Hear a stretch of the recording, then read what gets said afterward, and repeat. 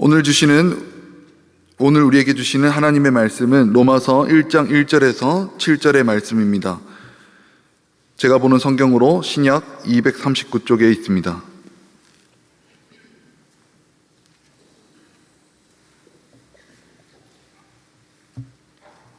로마서 1장 1절에서 7절의 말씀을 한 절씩 교독하겠습니다. 예수 그리스도의 종 바울은 사도로 부르심을 받아 하나님의 복음을 위하여 택정함을 입었으니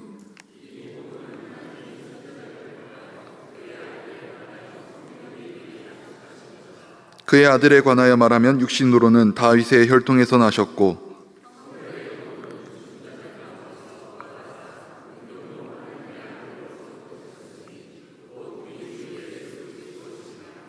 그로 말미암아 우리가 은혜와 사도의 직분을 받아 그의 이름을 위하여 모든 이방인 중에서 믿어 순종하게 하나니 함께 읽겠습니다. 로마에서 하나님의 사랑하심을 받고 성도로 부르심을 받은 모든 자에게 하나님 우리 아버지와 주 예수 그리스도로부터 은혜와 평강이 있기를 원하노라. 아멘. 사랑하는 성도 여러분, 수요 기도회의 자리를 사모하며 나오신 여러분을 주님의 이름으로 축복합니다. 갈급한 우리의 심령의 말씀을 통하여 성령님께서 은혜로 가득 채우시고 또 오늘 이 시간 말씀 안에서 주시는 은혜가 우리의 상하고 병든 마음에 성령의 단비로 가득 적셔 성령님의 강권적인 역사가 우리를 도우시고 일으키시고 다시 새 힘 주실 것을 기대하시는 저와 여러분 모두가 되시기를 바랍니다. 오늘 본문의 말씀에서 바울은 로마 교회로 서신을 보내며 인사말을 전하고 있습니다. 오늘의 말씀에는 주목할 만한 문장이 있는데 그중 가장 눈에 띄는 문장이 있다면 바로 부르심을 받은입니다. 앞에서 수식하는 주어가 조금씩 다르지만 문맥상 부르심을 받은 누구에 대한 수식은 분명합니다. 모두 분명하게 하나님에 의해 부르심을 받은 대상들입니다. 바울은 사도로서의 사명적 부르심이 있었고 로마 교회 성도들은 정체성과 삶의 목적에 따라 예수 그리스도의 사람이자 성도로서 부름을 받은 자들입니다. 바울은 로마서를 자신의 신학적 정체성과 복음의 핵심을 요약하여 이 편지를 3차 선교 여행을 마무리하는 시점에 고린도에 머물면서 이 서신을 로마 교회에 썼습니다. 당시 로마에 있던 교회는 유대인과 이방인 기독교인들이 함께 있었고 그 때문에 바울은 이 둘 간의 긴장을 완화하고 하나된 복음 공동체를 강조하고자 했던 목적이었습니다. 이 서신서의 핵심 주제는 로마서 1장 16절에 기록된 복음은 하나님의 능력이다입니다. 로마서는 전체적으로 하나님의 의를 중심으로 인간의 죄, 구속, 칭의, 성화, 구원의 계획을 체계적으로 설명하는데 유대인과 이방인 모두 죄 아래에 있고 오직 믿음을 통해 은혜로 구원을 받는다는 기독교 핵심 교리인 이신칭의의 교리를 담고 있습니다. 죄인으로 죽을 수밖에 없는 인간을 하나님의 독생자 예수 그리스도를 통한 십자가 사건과 대속의 은혜로 구원을 받았다는 복음의 정수를 드러내고 있는 것이죠. 바로 오늘 읽은 1장 1절에서 7절의 말씀은 로마서 전체의 신학적 주제를 압축해 담고 있는 서론의 선언문이라 할 수 있습니다. 단순한 인사말을 넘어서 핵심적인 내용이라고 할 수 있습니다. 어느 시대나 로마서가 발견되고 해석되고 로마서에 있는 말씀이 선포될 때마다 그 시대에는 놀라운 하나님의 역사가 일어났습니다. 1907년, 지금으로부터도 100년 전에 평양 장대영교회의 부흥회에서 있었던 회개의 역사가 한국교회 부흥의 불길로 번져 대한민국 온 땅에 성령의 역사하심이 일어나 교회가 대부흥의 역사를 일으켰던 118주년을 맞는 해입니다.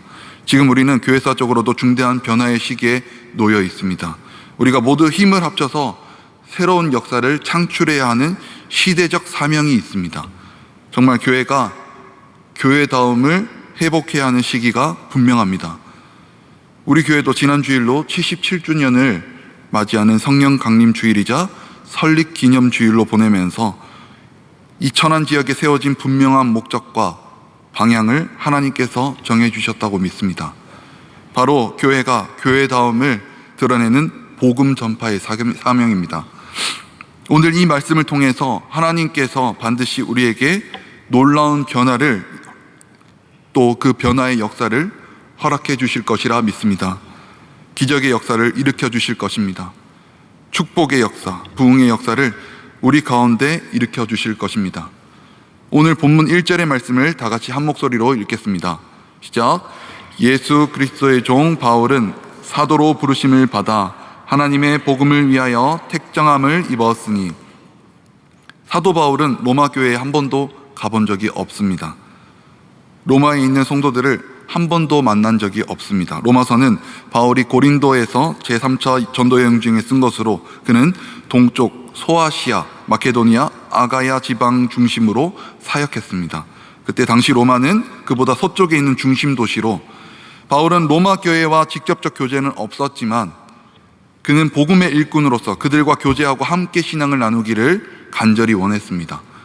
그래서 로마에 있는 성도들에게 복음을 전할 때 먼저 자기 자신을 소개할 필요를 느꼈습니다.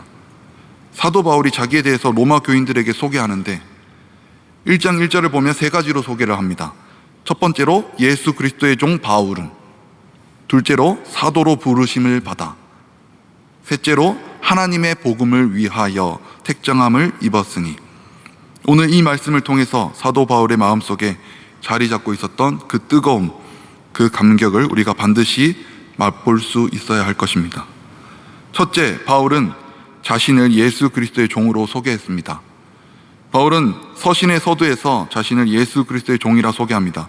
이 표현은 당시 사회에서 노예라는 낮은 신분을 의미했으며 절대적 복종과 소유권을 나타내는 말입니다. 그러나 바울은 부끄러움 없이 이 호칭을 사용하여 자신의 전 인격과 삶이 예수 그리스도의 주권 아래 있음을 고백합니다.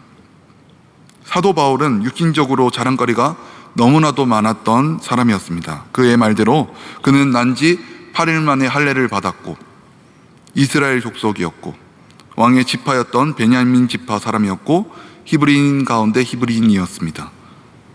율법으로는 존경받는 바리새파에 속한 사람이었고 열심으로는 교회를 핍박하고 예수님의 제자들을 잡아 죽이는 일에 앞장설 정도였습니다.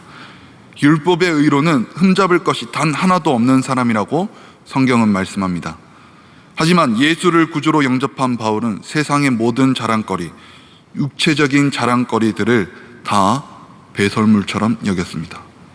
그리고 예수 그리스도의 종이 되어서 주인 되신 예수 그리스도 한 분만을 바라보면서 그 한 분만을 사랑하고 그 한 분만을 자랑하는 참된 종의 삶을 살았습니다. 그렇게 복음을 전한 것이죠. 바울이 서두에 종이라고 썼던 이 표현은 단순히 겸손의 말이 아니라 바울의 신학적 고백이자 사명의식의 출발점입니다. 그는 자신의 자유와 의지를 예수 그리스도께 온전히 드린 자로서 삶의 주인이 자신이 아니라 바로 그리스도이심을 고백합니다. 이처럼 바울은 자기 삶의 주도권을 내려놓고 그리스도의 소유로 살아가는 종으로서, 그리고 복음 전파의 도구로서 철저히 헌신된 자임을 강조합니다. 이 고백은 바울 개인의 삶을 넘어서서 모든 신자의 정체성이 하나님께 속한 종으로 사는 삶이어야 함을 말씀하고 있습니다. 하나님 앞에서 자신의 위치를 바로 아는 겸손한 태도, 그리고 헌신된 복음의 삶이 이 표현 속에 응축되어 있습니다. 그 뒤로 사도 바울은 자기의 주인 되신 예수 그리스도를 위하여 매도 수없이 맞았습니다. 수많은 여행에서 위험을 겪었습니다. 그리고 여러 번 여행의 강도의 위험과 동족에게서 위험과 이방인에게서 위험을 겪었습니다. 추위와 싸웠고 더위와도 싸웠습니다. 굶주리고 헐벗고 목마른 지경에도 처했습니다. 그러나 사도 바울은 그와 같은 것은 하나도 개의치 않았다고 합니다. 왜 그랬을까요? 나는 종이니까, 나는 주인이 아니니까, 주인 되신 예수 그리스도께서 시키는 대로 순종하며 나아갔던 것입니다. 우리 자신은 어떻습니까? 하나님의 일을 한다고 하면서도 왜 그렇게 우리 마음속에 섭섭한 생각이 들 때가 많습니까? 남들이 나를 알아주지 않으면 섭섭하고 속상할 때가 왜 그렇게 많습니까? 왜 그렇게 가슴 아플 때가 또 그렇게 많습니까? 바로 내가 누구인가, 그 사실을 아직도 제대로 파악하지 못하고 있기 때문이 아닐까요? 내가 예수의 종이 아니라 아직도 내가 나의 주인이 되려고 하는 그 삶을 살려고 함으로 속상한 일이 생기는 것 아닐까요? 여러분, 종이 된다고 하는 것은 무엇을 뜻합니까? 이제는 내 인생도 없고 내 주장도 없고 내 생각도 없습니다. 나는 온전히 예수님의 소유입니다. 내가 살든지 죽든지 주님의 뜻대로 하옵소서. 이렇게 고백하는 것 아닐까요? 사랑하는 성도 여러분, 여러분은 종이 될 수 있겠습니까? 여러분은 예수 그리스도의 종으로 살아갈 수 있겠습니까? 물론 쉽지는 않을 것입니다. 그러나 예수님이 그와 같이 물을 때 저와 여러분 모두의 대답이 아멘의 믿음 있는 신앙인이 다 되시기를 바랍니다. 둘째로, 바울은 사도로 부르심을 받았다고 고백하고 있습니다. 이 말에서 사도 바울의 뜨거운 감격을 읽을 수 있어야 합니다. 여기서 부르심을 받았다는 표현은 수동태로 사용되었는데, 이는 자신이 사도직이 인간의 선택이나 자격이 아니라 하나님의 주권적인 부르심에 의해 주어진 것임을 강조하고 있는 것입니다. 이것은 바울이 사도로서의 권위를 세우기 위한 신학적 토대입니다. 헬라어로 아포스톨로스, 사도는 보냄을 받은 자라는 뜻으로 단지 복음 전파자가 아닌 그리스도의 위임을 받아 그의 권위 아래 사역하는 대리자를 뜻하는 단어입니다. 이 표현은 로마서를 처음 읽는 수신자들에게 바울의 권위와 메시지의 진정성을 확증하는 중요한 진술입니다. 그는 스스로를 내세우는 것이 아니라 자신이 하나님께로부터 위임받은 자임을 밝힘으로써 이어지는 복음의 메시지가 사람의 지혜가 아닌 하나님의 진리임을 전제합니다. 현재 분당 우리 교회 담임 목사로 많은 교인에게 친숙한 목회자인 이찬수 목사님은 원래 목회자가 될 생각이 전혀 없었다고 합니다. 학창시절 그분은 교회는 다녔지만 신앙에 뜨겁지 않았고 자신이 목사가 되는 것을 거부했다고 합니다. 사회학을 전공한 뒤 약대를 준비하던 중에 심각한 건강의 문제를 겪게 되는데, 이때 생애 처음으로 삶의 의미와 방향에 대한 깊은 고민에 빠졌고, 하나님 앞에서 저는 신학교에 가야 하나요? 라는 낯설고도 두려운 질문이 마음에 떠올랐다고 합니다. 목사님은 이렇게 간증합니다. 제가 기도 중에 처음으로 신학교를 가야 할까요? 라는 생각이 들었는데 너무 무서웠습니다. 왜냐하면 목회는 제가 상상도 안 했던 길이었기 때문입니다. 고민을 안고 기도하던 중 하나님께서 자신을 목회자로 부르시고 계시다는 강한 내적 확신을 느끼게 됩니다. 처음에는 회피하고 싶었지만 하나님이 원하시는 길이라면 가야 한다는 신앙적 순종으로 신학의 길을 걷게 되었습니다. 그러한 신학을 공부하는 과정에서 신앙은 형식이 아닌 삶의 진리이자 분명한 소명이 되었고, 그분은 이렇게 고백했다고 합니다. 내가 그토록 거부하던 길이 결국 하나님께서는 가장 나를 통해 이루고 싶으셨던 길이었습니다. 자신이 배척했던 길, 감히 꿈꿀 수도 없던 사명의 부르심을 받고 눈물로 헌신한 목사님의 간증은 그리스도의 대적자였던 바울이 복음의 종으로 부르심을 받은 그 감격과 깊이 겹쳐지지 않으십니까? 더불어 사도로 부름을 받았다라는 이 표현은 단지 직분의 명칭이 아니라 복음 전파를 위한 사명적 소명의식을 반영합니다. 바울은 이 부르심을 단순히 수용한 것이 아니라 자신의 생애 전체를 이 부르심에 온전히 헌신하였습니다. 이는 모든 신자에게 주어진 부르심도 단지 은혜의 초청일 뿐 아니라 삶을 걸고 순종해야 할 소명임을 상기시켜 줍니다. 사도 바울의 마음속에는 얼마나 뜨거운 감격이 있었겠습니까? 나같이 죽어 마땅한 죄인이지만 예수께서 나를 버리지 아니하시고 찾아와 주시고 만나 주시고 나에게 이 귀한 사도의 사명을 허락해 주셨다. 이 마음으로 바울의 마음에는 뜨거운 감격이 있었을 것입니다. 우리가 잘 아는 대로 바울은 처음부터 예수를 믿었던 사람이 아니었습니다. 멀쩡한 사람이 나타나서 자기가 하나님의 아들이라고 하면서 하나님과 자기를 동등시할 때 바울은 그런 인간은 죽어 마땅하다고 생각했습니다. 예수뿐 아니라 예수 믿는 사람들, 예수쟁이들도 모조리 죽어야 한다고 생각했습니다. 그래서 스데반 집사를 돌로 쳐 죽였습니다. 그뿐만 아니라 다메섹에서도 예수를 따르는 이들이 많이 숨어 산다는 소문을 듣고 저들을 죽이기 위해서 대제사장의 공문을 들고 다메섹으로 가는 중이었습니다. 그때 부활하신 예수 그리스도께서 바울을 찾아와 주셨습니다. 사울아, 사울아, 내가 어찌하여 나를 핍박하느냐. 예수 그리스도께서 살아계신 하나님의 아들이심을 분명히 보여주셨습니다. 그리고는 완전히 그를 바꾸어 놓으셨고 이방인에게 복음을 전하는 사도의 직분을 허락해 주셨습니다. 사랑하는 성도 여러분, 우리도 마찬가지 아닙니까? 나 같은 죄인도 하나님께서는 나를 버리지 않으셨습니다. 하나님의 자녀로 우리를 불러주셨습니다. 전도사와 목사로 세워주셨고 집사와 안수 집사로 세워주셨고 권사로 그리고 장로로 세워주셨습니다. 우리의 마음속에도 그 놀라운 은혜, 그 뜨거운 감격이 있어야 할 것입니다. 셋째로 바울은 자기를 하나님의 복음을 위하여 택정함을 받은 자로 소개하고 있습니다. 한마디로 사도 바울은 복음에 완전히 미친 사람이었습니다. 그는 복음을 위해서 살고 복음을 위해서 죽었던 사람이었습니다. 2절 말씀을 한번 함께 읽어보겠습니다. 시작.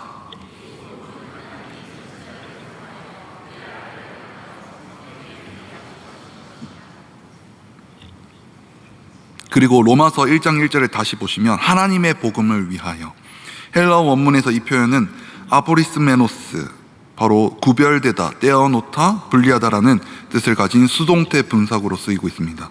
이 표현은 바울이 단순히 자의적으로 복음을 전하게 된 것이 아니라 하나님에 의해서 특별한 목적을 위해 선택되고 따로 세워졌다는 사실이 드러납니다. 하나님의 복음을 위하여라는 이 표현은 그가 받은 부르심의 궁극적 목적과 방향성을 보여줍니다. 바울은 그 복음을 전하는 사명에 자기 자신의 인생 전체를 드릴 만큼 철저히 구별된 존재로 자각하고 있었습니다. 이와 같은 자기 이해는 단지 직분상의 선언이 아니라 바울의 존재 목적과 정체성 전체가 복음을 위해 존재한다는 사실입니다. 저도 한때 저의 정체성에 대해서 고민을 했던 적이 있습니다.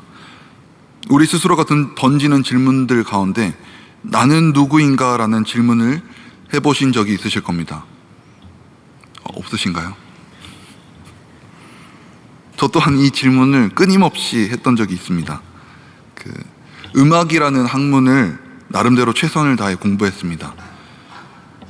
제가 학부 때 작곡을 공부했을 당시 콩쿠르를 준비하면서 여러 가지 어려움을 겪었고 또 도전하고 시도하는 가운데 어그러졌던 일이 있었습니다.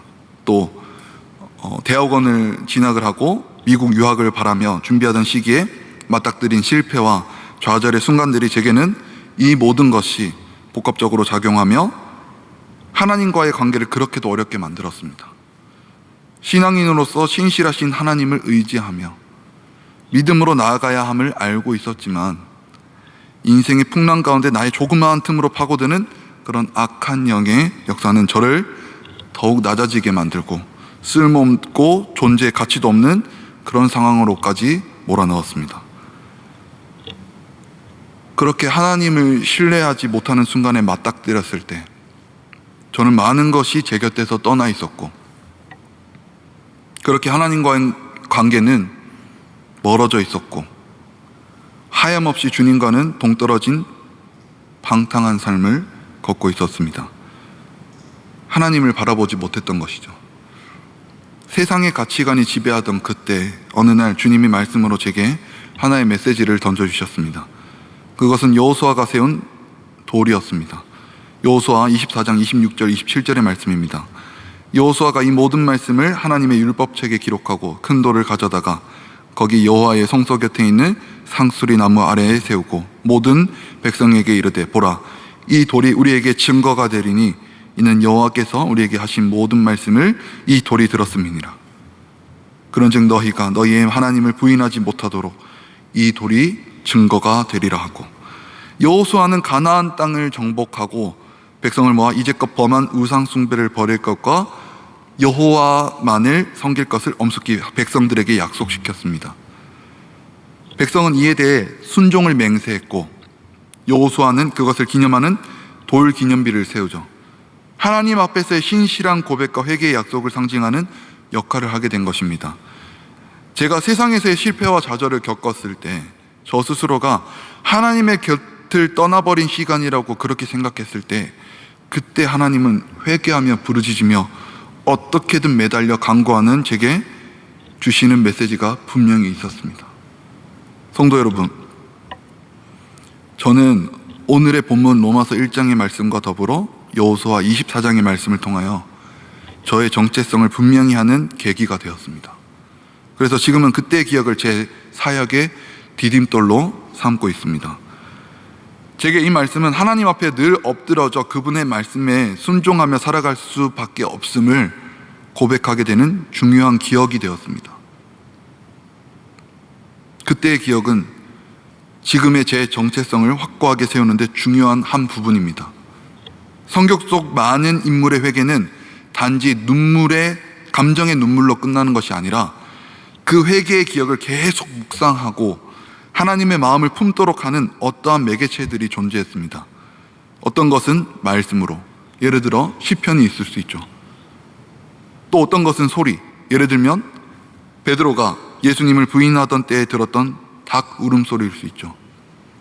또 어떤 것은 장소가 될 수 있습니다. 예를 들면 요나를 삼켰던 물고기 뱃속에서의 사건과 제가 조금 전에 말씀드렸던 이스라엘 백성들의 회개를 일으킨 사건의 돌 기념비 세웠던 장소일 수 있고, 또 어떤 것은 눈에 보이는 물질, 마리아가 깨어 부은 향유 옥합입니다. 이처럼 하나님은 회개의 기억을 구속의 은혜와 연결된 기념으로 사용하시며 우리에게도 각자의 삶 속에서 그러한 상징을 가지도록 인도하십니다. 저와 여러분 모두가 잊고 싶은 기억, 지우고 싶은 기억은 꼭 하나쯤은 있으실 겁니다. 제게는 하나의 기억뿐만이 아니라 이 사역을 시작하기 전 인생의 20년 가까이 되는 세월이 그러했습니다. 하지만 이제는 제게 그 세월의 기억이 상실되는 것이 아니라 그 기억이 있어야지만 제가 이 자리를 감당하는 것에 있어 하나님께서 맡겨주신 이유가 무엇인지 분명히 아는 가장 중요한 이유가 되었습니다. 그래서 하나님께서 저를 이 자리로 부르실 때 그 기억을 꼭 가지고 있기를 바라셨다고 믿습니다. 저뿐만이 아닙니다. 성도 여러분, 하나님의 부르심에는 여러 목적과 모양이 있습니다. 그러면서 오늘 본문에서는 분명한 목적을 말씀합니다. 이제 말씀을 맺겠습니다.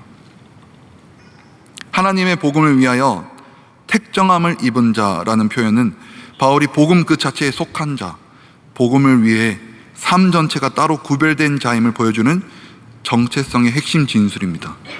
이 선언은 오늘날 그리스도인들에게도 하나님 복음의 안에서 부름을 받고 삶의 방향이 구별되어야 한다는 소명의식을 분명하게 하는 중요한 말씀입니다. 마지막으로 6절을 보시면 너희도 그들 중에 있어 예수 그리스도의 것으로 부르심을 입은 자니라 라고 했습니다. 바울만 그런 것이 아니라 여기에 있는 우리 모두도 역시 예수 그리스도의 것으로 부르심을 입은 자들입니다. 우리는 모두 예수 그리스도를 주인 삼고 살아가야 할 예수님의 종입니다. 내가 나의 주인이 아닙니다. 하나님께서 우리를 하나님의 자녀로 불러주셨습니다. 목사와 전도사로 불러주셨고, 장로로 불러주시고, 권사로 불러주시고, 안수집사로 불러주시고, 집사로 불러주셨습니다. 아울러 하나님께서 친히 우리에게 그냥 부르신 것이 아닙니다. 바로 예수 그리스도의 선한 일꾼으로 복음 전파의 귀한 사명을 주신 것입니다. 이 뜨거운 감격이 다시 한번 회복되는 놀라운 역사가 저와 여러분 모두에게 있게 되시기를 간절히 바랍니다. 함께 기도하겠습니다. 하나님 아버지, 은혜와 사랑을 감사드립니다.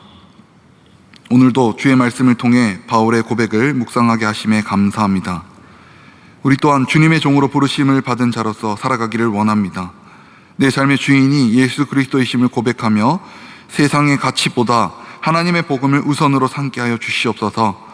사도 바울처럼 주님의 복음을 위하여 구별된 인생, 부르심에 합당한 삶을 살도록 인도해 주시고 매 순간 주님의 뜻에 순종하는 믿음의 사람 되게 하여 주시옵소서. 주님의 영광을 위해 오늘도 저를 사용하여 주실 것을 믿사오며 사랑의 우리 구주 예수 그리스도 이름으로 기도드리옵나이다. 아멘.